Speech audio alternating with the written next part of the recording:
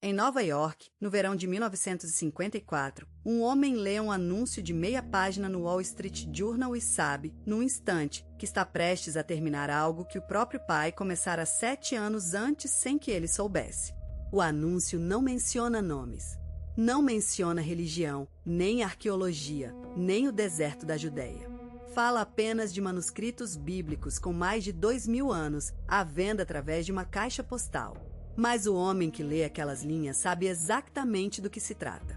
E sabe também que, se disser quem é, o negócio nunca se fechará. Para perceber o que está em jogo, é preciso recuar até o final de 1946, às falésias secas junto ao Mar Morto, onde um jovem pastor beduíno chamado Mohamed procura uma cabra perdida entre as rochas. Atira uma pedra para dentro de uma abertura escura numa gruta e ouve um som que não devia estar ali, o som de cerâmica partir-se. Dentro daquela caverna, escondidos em jarros de barro fechados há quase 2.000 anos, estão rolos de couro e pergaminho cobertos de escrita hebraica antiga. Ninguém, naquele momento, imagina que acaba de começar uma das maiores descobertas arqueológicas do século XX. Os rolos passam de mão em mão entre beduínos e negociantes de antiguidades em Belém, sem que ninguém compreenda bem o seu valor. Um comerciante conhecido como Kando adquire parte do lote e começa, discretamente, a procurar compradores. É assim que, em 1947, os manuscritos se dividem em 2 caminhos distintos. Um caminho que só se voltará a cruzar 7 anos depois, num escritório de advogados em Manhattan, sem que os 2 lados saibam quem está do outro lado da mesa. O primeiro caminho leva 4 dos rolos até Maratanazius Yeshua Samuel, arcebispo do mosteiro de São Marcos, em Jerusalém, líder da comunidade cristã sírio-ortodoxa da Cidade Velha. Samuel compra os manuscritos por uma quantia modesta, convencido de que valem muito mais do que os negociantes imaginam, mas sem ainda ter provas concretas da sua antiguidade. Guarda-os no mosteiro, entre paredes de pedra que já viram séculos de conflitos religiosos e políticos em Jerusalém. O segundo caminho é mais silencioso e muito mais perigoso.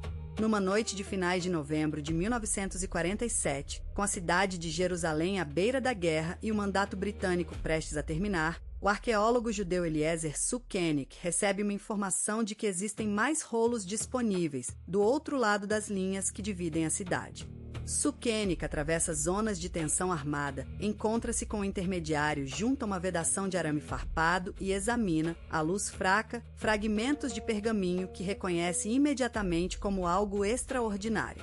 Compra 3 rolos ali mesmo, sem saber ainda que, do outro lado da cidade, um arcebispo guarda os restantes 4. Dias depois, a Organização das Nações Unidas vota a favor da partilha da Palestina. A violência espalha-se por Jerusalém. Sukenik continua a estudar os seus 3 rolos em segredo, cada vez mais convencido de que tem em mãos os manuscritos bíblicos mais antigos alguma vez encontrados. Do outro lado da cidade, Mar Samuel procura também respostas, mas os acadêmicos que contactam em Jerusalém hesitam, céticos, sem instrumentos para confirmar a idade real daqueles rolos. É um jovem investigador americano, John Trevor, ligado à Escola Americana de Pesquisa Oriental em Jerusalém, quem finalmente fotografa os 4 rolos de Mar Samuel em fevereiro de 1948. Ao comparar a escrita com manuscritos hebraicos antigos conhecidos, Trevor fica siderado. Um dos rolos é uma cópia quase completa do livro de Isaías, escrita cerca de 1000 anos antes dos manuscritos bíblicos mais antigos até então conhecidos.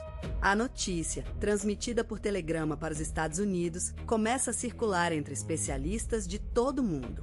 Mas Jerusalém, em 1948, não é lugar seguro para guardar tesouros dessa magnitude.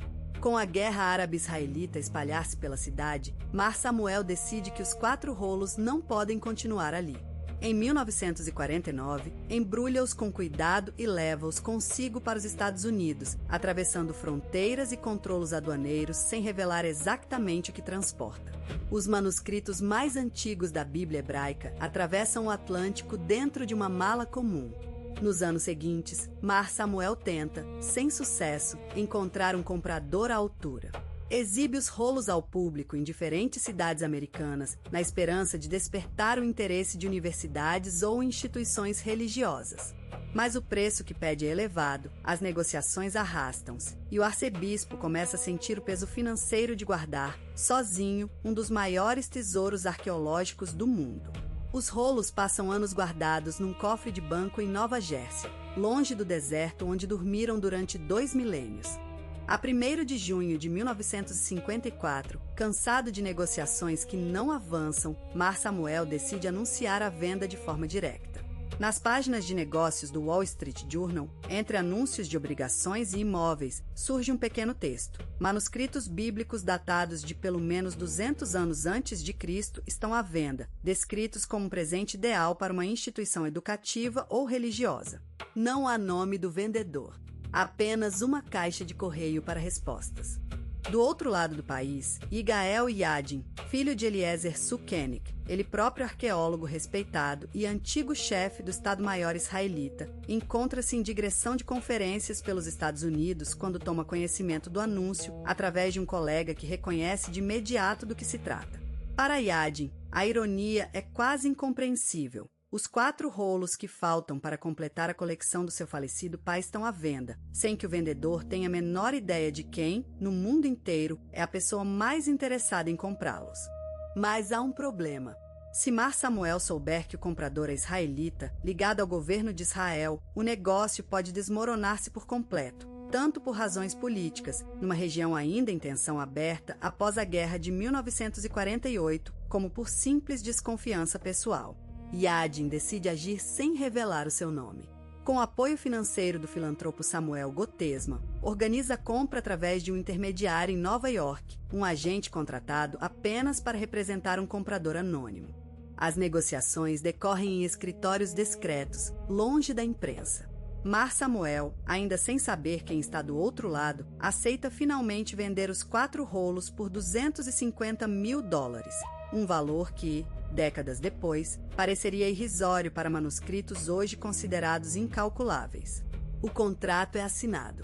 Os rolos, que atravessaram grutas, mosteiros, guerras e oceanos, preparam-se para uma última viagem, desta vez de volta a Jerusalém. A 13 de fevereiro de 1955, o governo de Israel anuncia publicamente que os 4 rolos foram adquiridos e reunidos na Universidade Hebraica, com os 3 que Eliezer Sukenik comprará em 1947. É só então, ao ler a notícia nos jornais, que Mar Samuel descobre finalmente quem comprou os manuscritos que guardara durante anos, e percebe que vendeu seus rolos precisamente ao filho do homem que, do outro lado de uma cidade em guerra, comprará os restantes na mesma semana em que os 2 conjuntos se separaram. Os 7 rolos originais das grutas de Qumran estavam, pela primeira vez desde a antiguidade, reunidos sob o mesmo teto. Fica por responder uma pergunta que nenhum documento resolve por completo. Se Mar Samuel soubesse, desde o início, que o comprador seria o filho do arqueólogo com quem talvez nunca tenha sequer falado diretamente, teria vendido os rolos da mesma forma, ou teria preferido guardá-los, na esperança de os manter fora de Israel? Achas que Mar Samuel se sentiu traído ao descobrir a identidade do comprador, ou aliviado por ver os manuscritos finalmente reunidos? Deixa a tua resposta nos comentários.